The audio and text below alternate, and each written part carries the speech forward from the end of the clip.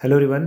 तो संस्कृत का भी टॉपिक हम लोगों का रनिंग चल रहा था। दूसरा टॉपिक है, ये दूसरा चैप्टर है, गॉट इट।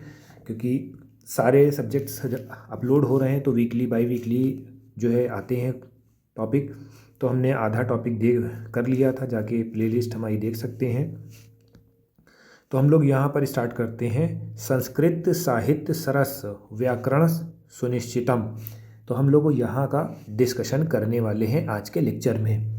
संस्कृत का साहित्य सरस और व्याकरण सुनिश्चित है। साहित्य सरस है और व्याकरण जो है सुनिश्चितम है। ठीक है। तस् गद्ये पद्ये ललित्या भावबोधनम आदित्य श्रुति माँ। देखिए मिस स्पेल्ट हो जाए तो डोंट वरी, क्योंकि भाई संस्कृत थोड़ा से कभी कभी होता है कि वर्ड उसमें ज़्यादा नहीं आते फ्लो में, तो इसको थोड़ा से माइंड ना करिएगा। तो ये हमने पढ़ा दिया है। तस् यानी उसके गद, पद और उसके ललित। ललित का मतलब यानी कि उसका जो सौंदर्य होता है, भावों का बोध कराने की क्षमता रखता है। भाव बोधनम, भावों का बोध कराने की क्षमता रखता है। ठीक है। अदित्य श्रुतिमु श्रुतिमा वर्तते, और अद्वितीय मधुरता विद्यमान है, जिसमें अद्वितीय मधुरता विद्यमान है। ठीक है। कि बहुना चरित्र निर्माणा यदृश्य सत्प्रेरणा संस्कृत वादमय ददति ता दृश्याम। अब इसको हम ट्रांसलेट करते हैं। कि बहुना, की बहुना का मतलब है अधिक क्या चरित्र निर्माण के लिए जैसी उत्तम प्रेरणा संस्कृत साहित्य देता है।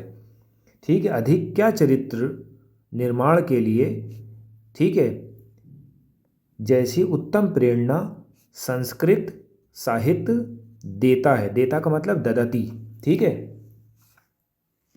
न दृश्यामि किदचंती, वैसी अन्य कोई नहीं। ठीक है। इसमें इन्होंने ये बताया है कि जिस तरह से संस्कृत जो है साहित्य है, उतना वैसा कोई भी नहीं है।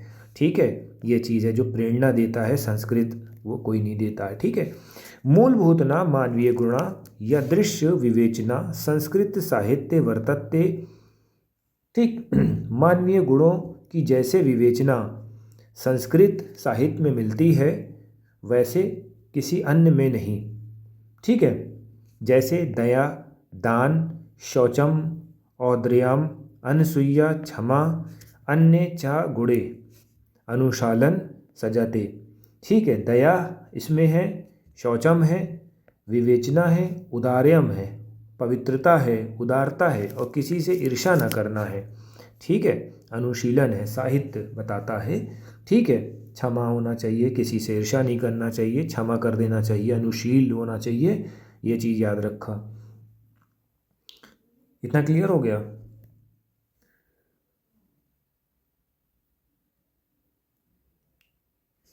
संस्कृत साहित्य अधिकाव वाल्मीकि, महर्षि व्यास, कवि कुलगुरु कालिदास, अन्य चा भास भारवी, भाव भूत्या, काव्य महाकाव्य सुकु सविक्य ग्रंथ रत्ने आदि पटकाना विरजनते। इसका मतलब क्या होता है? संस्कृत साहित्य के जो कवि हैं, वाल्मीकि, महर्षि वेदव्यास, विकिल गुरु कालिदास और भास और भारवी, ठीक है, भावीभूत, ये सब जो है महाकाव्य से रत्न है।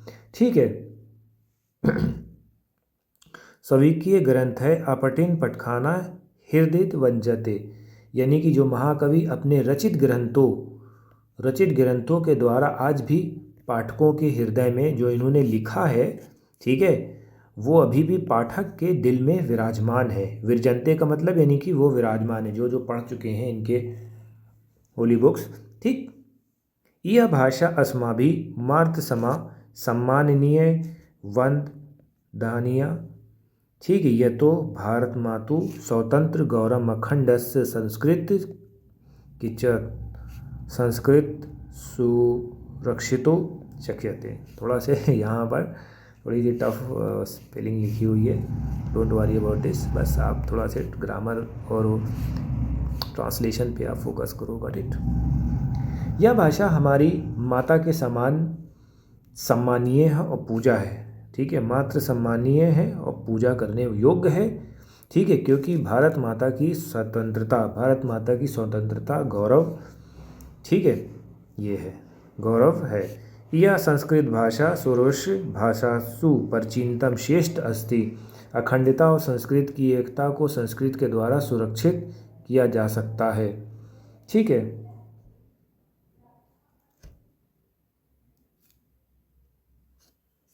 यह संस्कृत भाषा सभी भाषाओं में प्राचीन है और श्रेष्ठतम है तथा सुष्ठुकतम भाषासु मुख्य मधुरा दिव्य। ठीक है, इसमें क्या होता है, इसीलिए ठीक ठाक कहा गया है कि भाषासु भाषाओं में देववाणी संस्कृत मुख्य है और मधुर है और अलौकिक है। भाषा में देववाणी मुख्य है, मधुर है, अलौकिक है। तो आज का लेक्चर हमारा कैसा लगा, इसके क्वेश्चन आंसर भी हम कोशिश यही कराएंगे कि आने वाले टाइम में क्वेश्चन आंसर भी आपको करा दिए जाएं ताकि पूरा टॉपिक कवर अप हो जाए। इसको ज़्यादा से ज़्यादा शेयर करें, कमेंट करें। Thank you.